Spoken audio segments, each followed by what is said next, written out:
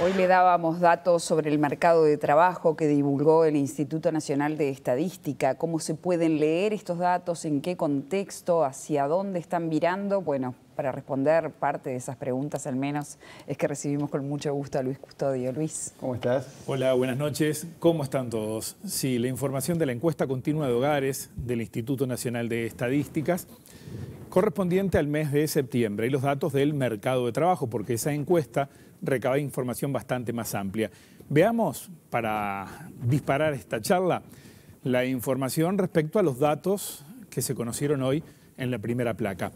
Acá lo que tenemos es un comportamiento, el dato mensual, primero que nada, que siempre hay que tomarlo con pinzas, ya que hay mucha volatilidad, información derivada de una encuesta, con un margen de error que muchas veces está por encima de la variación del periodo.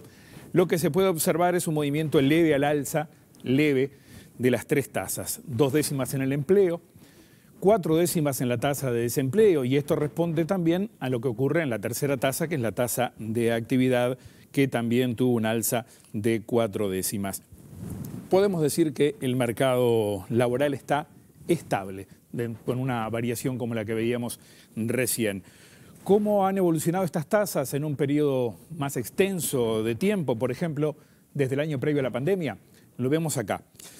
Observen que hay una evolución muy similar. La línea superior es la tasa de actividad, esto es toda persona mayor a 14 años que trabaja o está en búsqueda activa de empleo. La línea inferior, la tasa de empleo, mayores de 14 años que están empleados. Hay un momento en que esas dos líneas, fíjense, parecen desacoplarse, donde el empleo crece a una mayor velocidad que la actividad, y eso coincide con los 2 últimos meses del pasado año, cuando el desempleo se ubicó además en los niveles más bajos en su tasa mensual desde el año 2015. Precisamente, ya que hacemos mención al desempleo, hablemos de la tasa de desempleo, que no es la referencia más sólida. Insisto en que generalmente tenemos que poner el ojo primero en el empleo. Pero vayamos en la siguiente placa a ver también el desempleo. En esta evolución del mercado de trabajo a través de la tasa de desempleo, lo que vemos es una gráfica que está dividida en años, con tasas mensuales.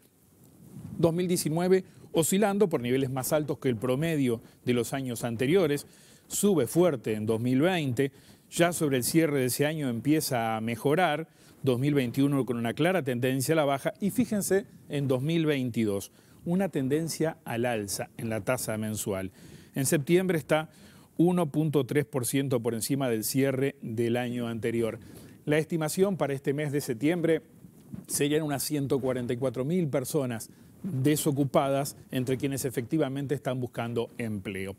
Otra forma de ver cómo evolucionan las tasas del mercado de trabajo es comparar el acumulado del año con el mismo periodo de los años anteriores y lo podemos ver en la siguiente placa.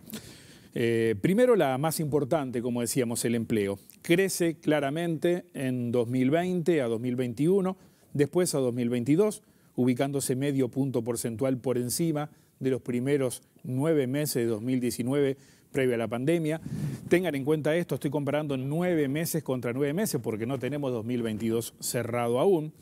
Este año, 2022, entre enero y septiembre, son unos 26.000 empleos más que el año anterior. Si seguimos con esta tendencia, seguramente estemos con unos 30.000 empleos aproximadamente más que 2021.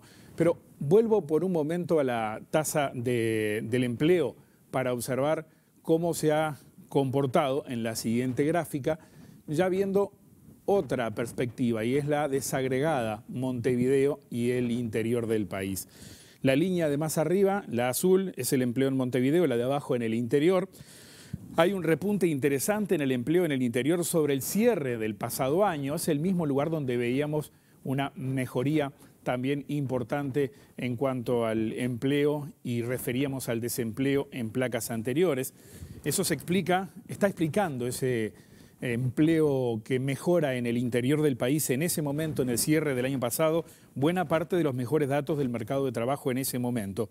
Sin embargo, en 2022, la generación de empleo que más empuja, podemos decir, se da en la capital. De todos modos, hablamos de movimientos y diferencias que son bastante pequeñas, indudablemente.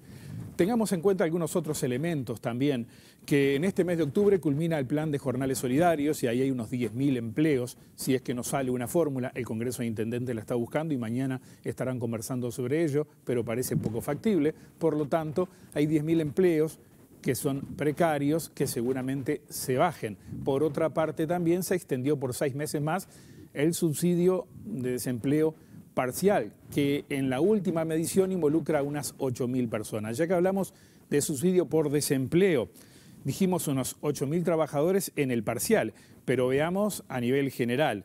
Bajó algo respecto al mes de agosto, estamos en el orden de los 47.000 subsidios mensuales de promedio en lo que va del año. Recordarán que el mes pasado había llegado a 49.000, con una suba interesante. Bueno, ahora bajó de vuelta. Es esa volatilidad de la que hablamos mes a mes. En resumen, no parece que debamos esperar demasiados cambios o muy profundos en el mercado de trabajo para este año cuando veamos los 12 meses completos. Sigue latente indudablemente el desafío de generar empleo, fundamentalmente generar más empleo. No nos olvidemos que hay actividades, caso UPM, de la que hemos hablado y hemos puesto números sobre la mesa en más de una oportunidad, que van desandando su camino, se van retirando ya de la obra civil, prácticamente que todos los trabajadores han entrado, los de montaje son menos, y esto mes a mes va a ir bajando. Se necesita ir supliendo ese tipo de inversiones que generan miles de puestos de trabajo, felizmente en el sector de la construcción, y esta semana, al comienzo de ella, cuando se celebraba el Día de la Construcción, esto se recordaba, sigue entregando mes a mes buenos números por lo que son las obras viales y fundamentalmente la construcción inmobiliaria, que por el momento está captando buena parte de la mano de obra. Pero, insisto, es un tema abierto aún de qué forma se generará el empleo suficiente para poder mantener este crecimiento que llevamos en los últimos tiempos. Además, más empleo genera más expectativas, más gente que hoy está fuera del mercado de trabajo saldrá a buscarlo, crecerá la tasa de actividad y eso también presiona al alza la tasa de desempleo. Muchísimas gracias, Luis, clarísimo. Gracias. Gracias.